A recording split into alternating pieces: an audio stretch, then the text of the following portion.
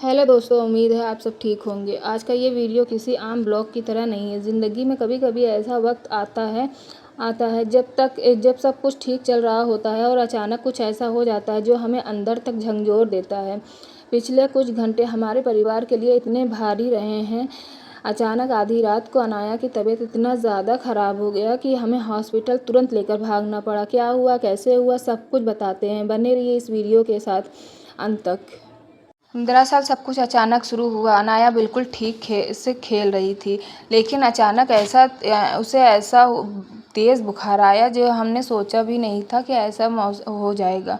हमने सोचा कि शायद मौसम बदलने की वजह से ऐसा है, सामान्य बुखार होगा, लेकिन उससे धीरे धीरे उसकी तबीयत इतनी ज़्यादा बिगड़ने लगी तो वो बहुत सुस्त हो गई और कुछ खा पी भी नहीं रही थी। जब स्थिति हाथ से बाहर होने लगी तो हम बिना समय गंवाए उसे लेकर सीधे डिस्ट्रिक्ट वीमेन हॉस्पिटल अयोध्या भाग गए। जो लड़की दिन भर खेला करती थी वो अब सुस्त पड़ती जा रही थी, खा पी भी नहीं रही थी। उसकी तबीयत इतना ज़्यादा ख़राब हो गया था, क्या ही करते।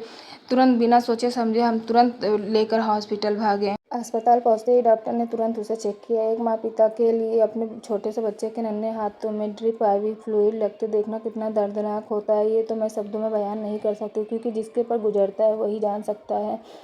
रात भर जागते रहे। डॉक्टरों ने कहा कुछ बिना ब्लड टेस्ट किए कुछ भी साफ कहा नहीं जा सकता, इसलिए उन्होंने तुरंत कुछ रिपोर्ट्स करवाने को कहा, जैसे कि अल्ट्रासाउंड हो गया, खून की जांच हो गई, ये सब करवाने को कहा।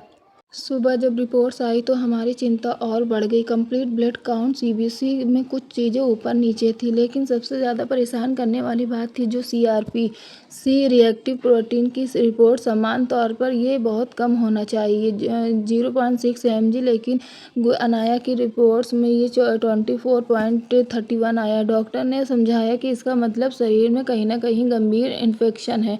इसी इन्फेक्शन की वजह से इसे इतना तेज़ बुखार आ रहा था और वह इतनी कमज़ोर होती गई। अभी डॉक्टर की देख रेख में उसका इलाज चल रहा है। लगातार दवाइयाँ और ड्रिप दी जा रही है। वह पूरी रात मेरी छाती से लिपट कर सोई रही। जरा सा भी दूर नहीं होना चाहिए। एक बच्चे को तकलीफ में देकर पूरा परिवार टूट जाता है, लेकिन डॉक्टरों ने आश्वासन दिया इन्फेक्शन धीरे धीरे कंट्रोल में आ जाएगा, बस थोड़ा समय लगेगा। मैं बस आप सभी से ये गुजारिश करने के लिए ये वीडियो बना रही हूँ कि हमारी छोटी सी अनाया के लिए दुआ करें, वो जल्दी से ठीक हो जाए और मुस्कुराते हुए अपने घर वापस आ जाए। आपके घर में भी अगर छोटे बच्चे हैं तो मौसम के इस बदलते दौर में उनका बहुत ख्याल रखिए। ज़रा सा भी तबीयत बिगड़े तो घरेलू नुस्खे के भरोसे ना रहें, तुरंत डॉक्टर को दिखाएं। आपकी दुआओं की बहुत ज़रूरत है। आखिरकार वो दिन आ ही गया जब डॉक्टर ने बोला अनाया बिल्कुल ठीक है, आप अनाया को घर ले जा सकते हैं।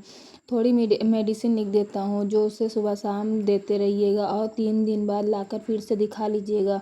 अल्लाह का लाख लाख शुक्र है, अनाया अब ठीक हो गई है। वीडियो देखने के लिए धन्यवाद। अपना और अपने बच्चों का ख्याल रखिएगा। मिलते हैं अगले ब्लॉग में। टेक केयर, बाय बाय, अल्लाह हाफिज़।